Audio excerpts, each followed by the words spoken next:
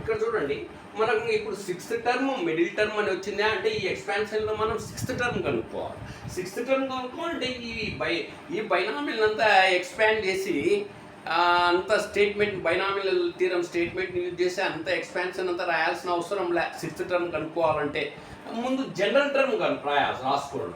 General term రాయాలి అంటే ఇది x plus a whole to the power of n. ఈ ఎక్స్పాన్షన్లో జనరల్ టర్మ్ రాసుకో, ఆ ఫార్ములా రావాలి. దీంట్లో జనరల్ టర్మ్ ఏంటంటే TR+1. TR+1 means R+1th term. ఈ ఎక్స్పాన్షన్లో R+1th టర్మ్నే జనరల్ టర్మ్ అంట.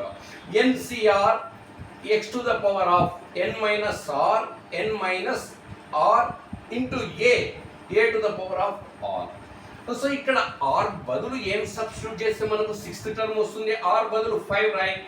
r బదులు 5 రాస్తే 5 + 1 6 అంటే సిక్స్త్ టర్మ్ వచ్చాయి ఈ ఎక్స్పాన్షన్లో.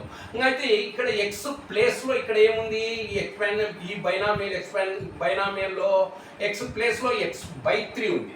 ఇది ఫార్ములా.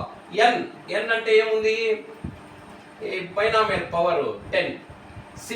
r అంటే 5.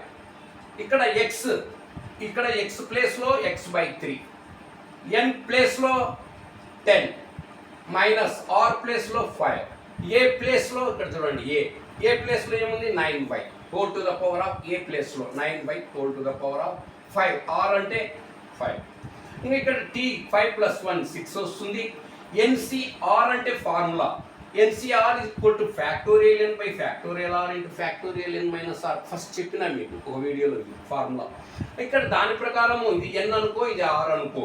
n ప్లేస్లో ఏముంది, ఇక్కడ n ఫ్యాక్టోరియల్ n అంటే కనుక ఏముంది ఇక్కడ 10 factorial 10 by factorial r.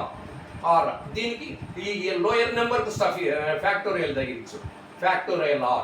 Next factorial ఈ upper number minus lower number n minus r factorial 5.